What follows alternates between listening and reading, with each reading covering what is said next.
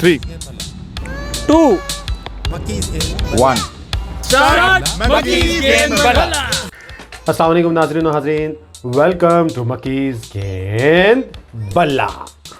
आपके सामने फिर से हम हाजिर हैं एक नई एपिसोड में, चटपटी खबरों और कंट्रोवर्सीज के साथ, मिर्च मसालों वाली खबरों के साथ। तो देखते रहिए मकीज़ गेंद बल्ला। वहाब रियाज ने की प्रेस कॉन्फ्रेंस, सलमान बट को 24 घंटों में हायर किया गया और हटा दिया गया, क्यों? पाकिस्तान नंबर 1 ओडीआई टीम कैसे बनी थी? पंडोरा बॉक्स खुल गया। मोहम्मद हफीज़ की अपॉइंटमेंट एज ए डायरेक्टर हो गई इलीगल। सरफराज नवाज ने एक बहुत बड़ा बयान दे दिया। कुर्बानी का बकरा तैयार। रमीज़ राजा ने ऐसी की तैसी कर दी। वसीम अकरम के तंजिया जुमले पीसीबी को। हसन अली ने बता दिया गुड उस्मान ख्वाजा को पकड़ने का। इन सब न्यूज़ की डिटेल के लिए अभी आज की एपिसोड देखिए मकीज़ गेंद बल्ला। Let's start. वहाब रियाज की गर्मा गर्म प्रेस कॉन्फ्रेंस स्टार्ट हुई और बहुत ही फ़ौरन उन्होंने कोई सवाल ना दिया, कोई जवाब ना दिया, फ़ौरन एक स्टेटमेंट दे दी कि हमने सलमान बट को फ़ौरन हटा दिया है, वो हमारे पीसीबी के चेयरमैन के पीसीबी के कमेटी के हिस्सा नहीं थे, सिलेक्शन कमेटी के। और भाई साहब ये कहानी किसी और को कराना, सारे बड़े अक्लमंद हो गए हैं सोशल मीडिया की वजह से। हमने आपको बता दिया था कि सलमान बट इंतहाई बेकार मतलब फिक्सर को आपने जमा कर रखा है, तो फ़ौरन इतना मीडिया का प्रेशर आया, हमारी एपिसोड का भी प्रेशर गया और सलमान बट को विद इन 24 आवर्स हटाना पड़ा। बिल्कुल फायर कर दिया वहाब रियाज ने और कह दिया कि मुझे तो पता ही नहीं था। फिर वहाब रियाज ने बड़ी अजीबोगरीब बात की। इतना गरूर था यार उसकी प्रेस कॉन्फ्रेंस में, इतना तकब्बुर मैंने आज तक किसी प्लेयर में देखा। ऐसे जैसे पता नहीं खुदा बन गए हैं भाई, फ़िरौन बन गए हैं आप या नमरूद बन गए हैं। खुदा का खौफ करें, कभी भी आपकी सीट हिल सकती है और बड़े नॉर्मल हो सकते हैं। जुनैद खान ने पंडोरा बॉक्स खोल दिया कि पाकिस्तान नंबर 1 ओडीआई टीम कैसे बना। भाईजान ने कहा है कि भाई ओडीआई टीम ऐसे नहीं बनते जैसे सरफराज की T20 नंबर 1 स्लॉट आई थी।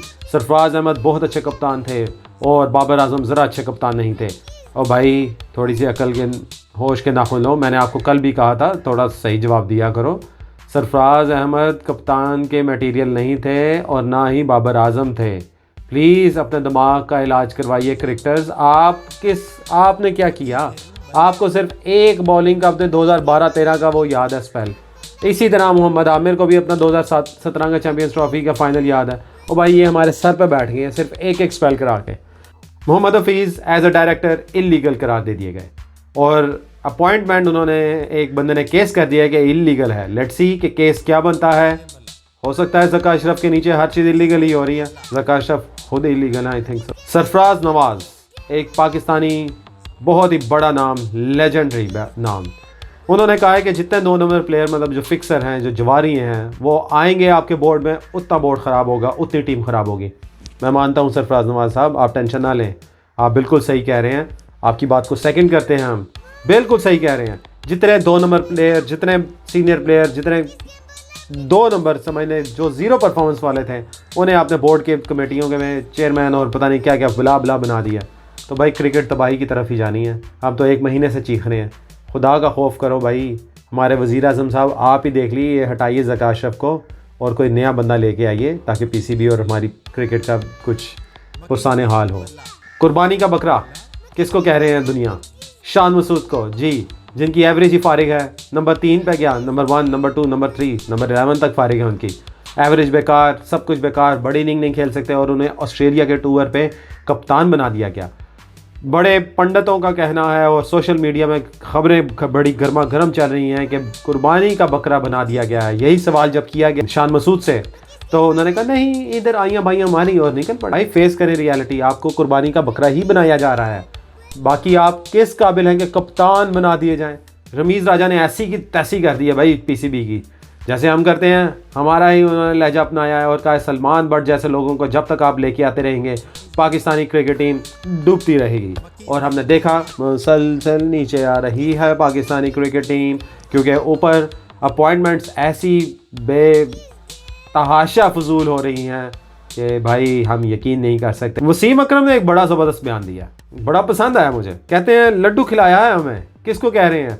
कहा फॉरेन प्लेयर्स और फॉरेन कोचेज़ और जितने भी फॉरेन लोग रखे थे ज़का अशरफ साहब ने और उससे पहले नजम सेठी ने शायद रखे थे, उन्हें कुछ तमीज़ ही नहीं है भाई। आते हैं सिर्फ और सिर्फ वर्ल्ड कप के 1 दिन पहले आ रहे हैं और पूरा वर्ल्ड कप खेलने के बाद गायब।